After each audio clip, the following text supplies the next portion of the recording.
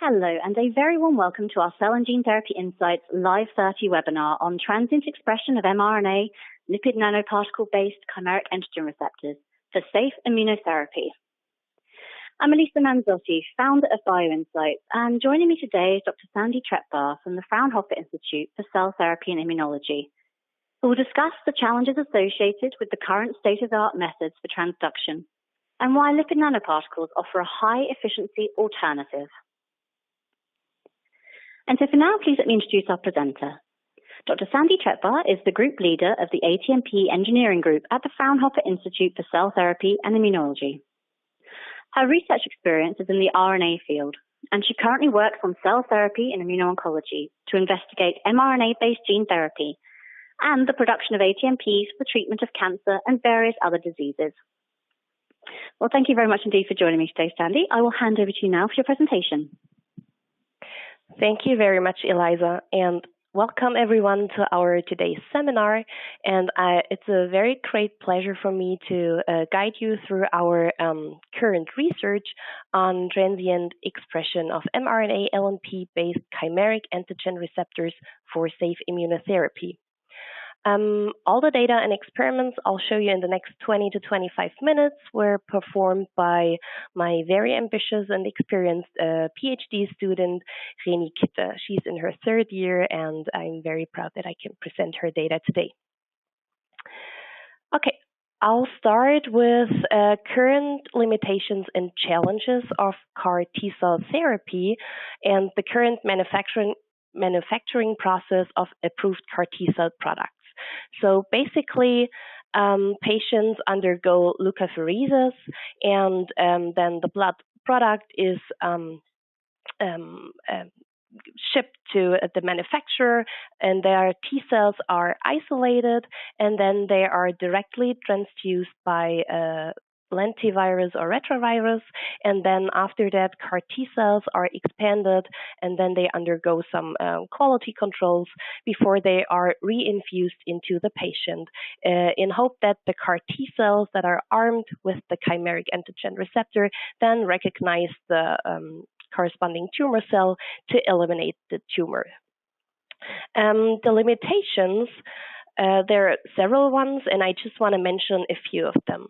So mostly or in all cases, the patients underwent lots of treatment cycles.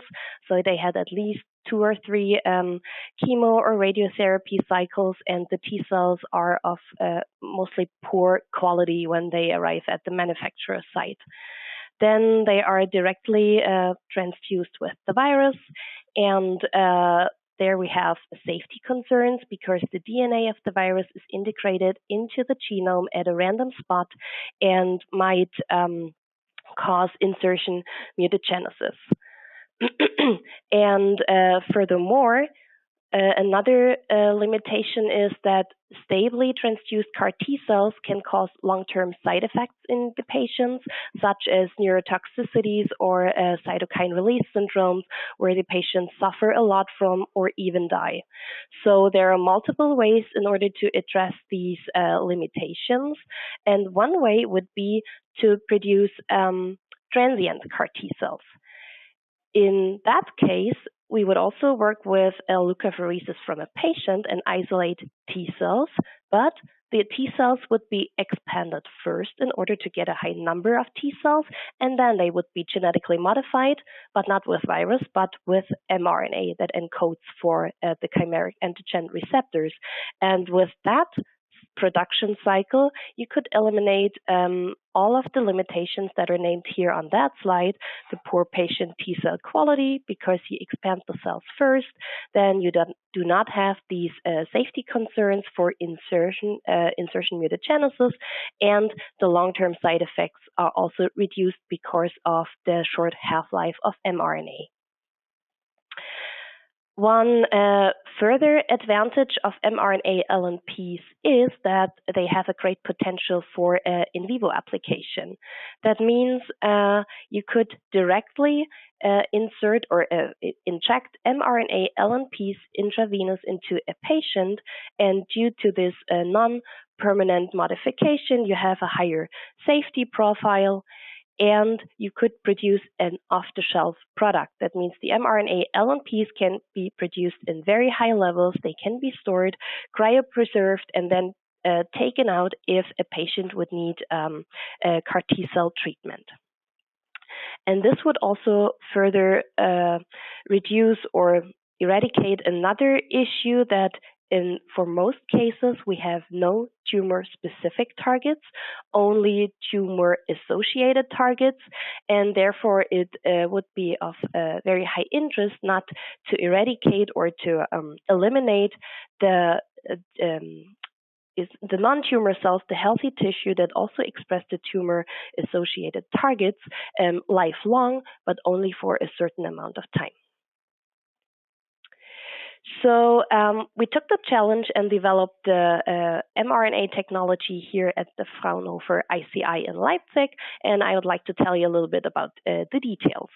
So first, for sure, we started with mRNA production by in vitro transcription, and we usually do that from a linear template by a T7 RNA polymerase, but we can also in vitro transcribe from plasmid DNA in order to get the corresponding mRNA, which is then processed and gets a 5' cap at its 5' end and the poly A tail at the 3' end. And then we first analyzed these mRNAs in a cell-free translation system. And how did this work? So first we used a model RNA that encodes for enhanced green fluorescent protein, EGFP, and used this cell-free in vitro translation system, which has all the features required for translation, such as ribosomes, tRNAs, amino acids, and then did this in vitro translation.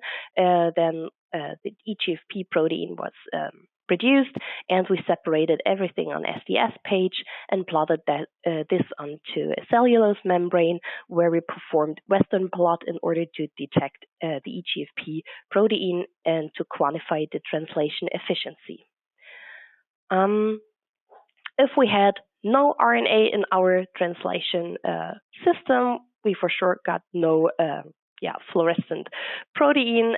We used a positive control that came with the translation kit, and then we tested several different transcripts. We used unprocessed RNA. That means the RNA just had the open reading frame, but no 5' cap and no poly A tail, and you can see it's not translated that well in this cell-free translation system. When we added the 5' cap, we got a little bit of translation. The 3' tail added a little bit more translation efficiency, and only when 5' cap and 3' tail were present, we got, let's say, almost as good translation efficiency as for the positive control. And when we added then this so-called Cossack sequence, which is required for proper ribosome recognition in eukaryotes, then we got a very high translation efficiency, comparable or even higher to the positive control that came with the kit. And so we just confirmed what was already published, but it worked in our hands. So we determined that 5' cap, 3' poly A tail, and the Cossack sequence are the domains that must be in the mRNA in order to get a functional template. And then we transferred that, of course, to our CAR mRNA and did some optimization procedures in order to get a better stability, a lower immunogenicity, and a higher translation efficiency of the mRNAs. So we incorporated chemically modified nucleotides such as N1-methyl-pseudouridine, or we were also adding 5' and 3' UTRs to our constructs. We are also working on the removal of double-stranded RNA, which is known. So if this is removed, the RNA has a lower immunogenicity. You can easily work without all these modifications and get a nice translation efficiency. However, without any modifications, you might have a high immunogenicity of your mRNA, and the stability might not be sufficient for your approach. If you add as many modifications as you can in terms of for example, you incorporate many different chemically modified nucleotides, you get probably a very stable mRNA with a very low immunogenicity, but this might interfere with the translation machinery of the cell, and the translation efficiency is very low. So you should always keep in mind that it might be RNA or construct dependent, and it's also cell type dependent on what type of modification you need with your mRNA in terms of having a balanced stability, immunogenicity, and translation efficiency. In order to study our CAR mRNAs within cells and determine CAR expression on T cells, we developed two different mRNA delivery methods. We used our established electroporation on one hand and also the lipid nanoparticle technology on the other hand. For electroporation, we compared two different devices from two different companies. Neon transfection system from Thermo Fisher, which has the advantage that you can adjust each and every setting that you like, and we compared that with the 4D nucleofactor of Lonza, which is a very easy and nice to handle device, but you cannot change each and every setting, but you have predefined pulse codes, but it worked also quite nicely in our hands. So yeah, they both work very well. And then we for sure established the LNP technology from Precision Nanosystems, and here we use the Gen Y ILM T cell kit for mRNA, which is optimized for T cells. And yeah, furthermore, we have other projects running, own projects for the development of nanotransporters for targeted delivery, but I will not talk about that today. I will only focus on the electroporation and the Precision Nanosystems LNP technology. How does the mRNA-LNP technology from Precision Nanosystems work? So we bought the smallest device from Precision Nanosystems, which is the Nano Assembler Spark, shown here on the upper left, where you can insert, as shown here on the right, these tiny little cartridges. Each and every cartridge has 3 different cavities.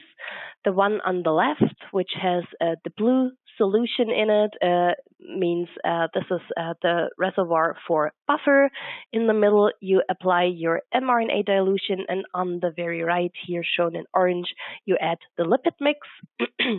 Then you cap your cartridge and insert it into the Nano Assembler Spark device, which perfectly fits under each and every clean bench, I have to add. So it's very nice. You can use it in clean and sterile conditions, and then you just push the button and it takes 1 second, and then you can collect your formulated mRNA-LNPs from the sample cavity, which is on the left where before the buffer was in.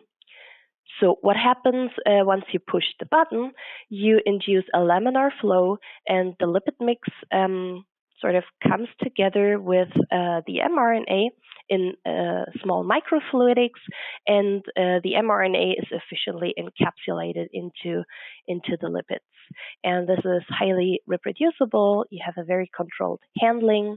You get homogeneous LNP formulations and a high encapsulation efficiency. How do these mRNA LNPs look like? So in green, in the middle, this is supposed to be the mRNA, and then you have ionizable cationic lipids, you have some cholesterol, you have helper lipids and PEG lipids on the outer surface, and so one LNP is of about 55 nanometers in diameter. Yeah, sorry, there's a little typo here on the slide. I just figured before I started.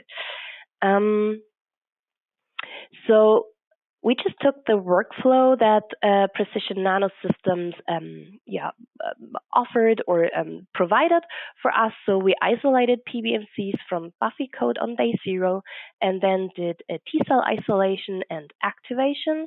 We let them sit for 3 days, and on day 3, we formulated the mRNA LNPs and performed the transfection of the T-cells, and we started with analysis on day 5 after transfection.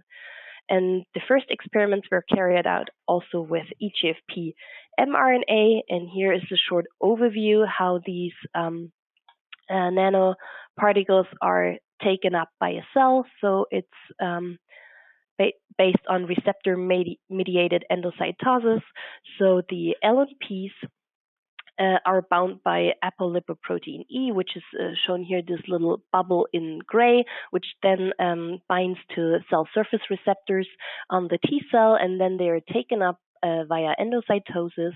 And then within the endosome, there's a change in pH, and then the lipids are, or the nanoparticles are broken up, and the RNA is released, and the receptor is recycled and gets back to the surface.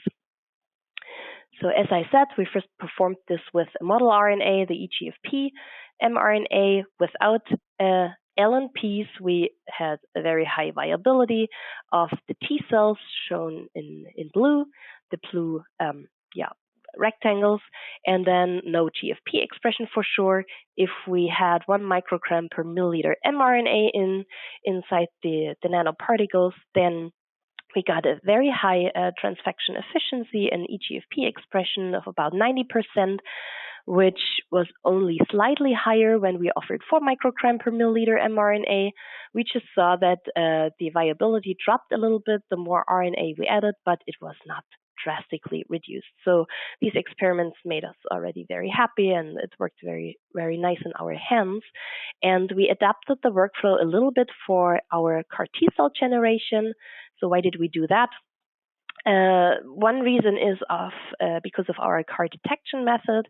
We use an anti-Fab antibody that also recognizes the activation beats, or the antibodies that are on the activation beats. The beats are coded with anti-CD3 and CD28 antibodies, and as long as they are in, let's say, in the media, then we detect a very high background and no, not the CAR expression on the surface. That's why we switched to day 7 for mRNA-LNP transfection for CAR T cell generation.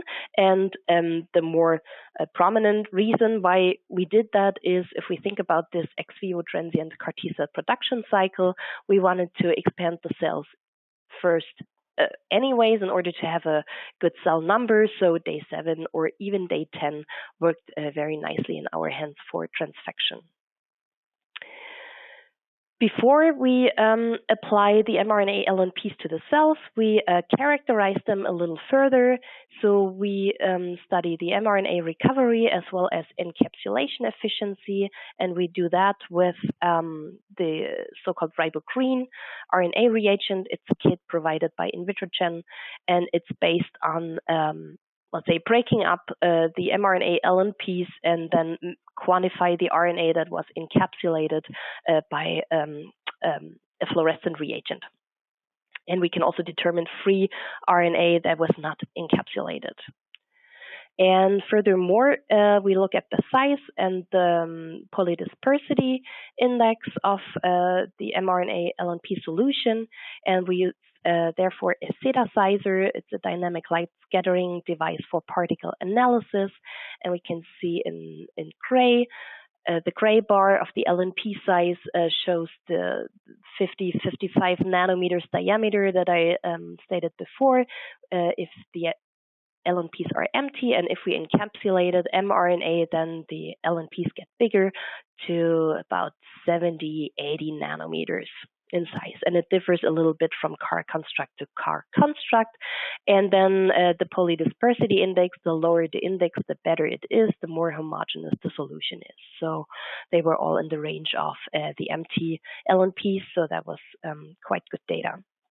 And then we applied this to our T cells, and we were very happy that we saw quite long CAR expression on the surface until day 5. And when we compared that with stable or stably transduced CAR T cells, then we are at least until day 2 in the same range like the stable CAR T cells. And then was a very great success for us. And then we tested of course, the more interesting killing efficacy, and KG1 was the tumor antigen positive cell line, and K562 is the tumor antigen negative cell line we used in our assays, and we thought that the stable CAR T cells performed as well, or let's say the transient CAR T cells performed as well as the stable CAR T cells in our assays. So at least 2 days after transfection, the transient CAR expression and killing efficacy was comparable to stable CAR T cells. One further thing we evaluated was to compare the two methods for transient CAR T cell generation, electroporation versus LNPs. And first, I'd like to guide you through the workflow for electroporation. So we used a specialized pipette tip in that case, and then we took up the cells and the mRNA into that tip, inserted that into the device, and then we used certain pulse code or adjusted our own settings and pulsed the cells that the RNA enters the cell, like it is shown here down in that figure. So once the pulse is applied, the cell membrane gets like tiny little pores and the RNA can enter the cell. And once the pulse is gone, then the membrane closes again and the RNA stays inside the cell. And then you just apply the electroporated T cells to pre-warm media. And then we use the same workflow as for the LNPs and transfected or electroporated the T cells on day 7 and analyzed on day 8, 9, and so on and so forth. First thing we analyzed was the viability. In red, those are the experiments with the LNPs.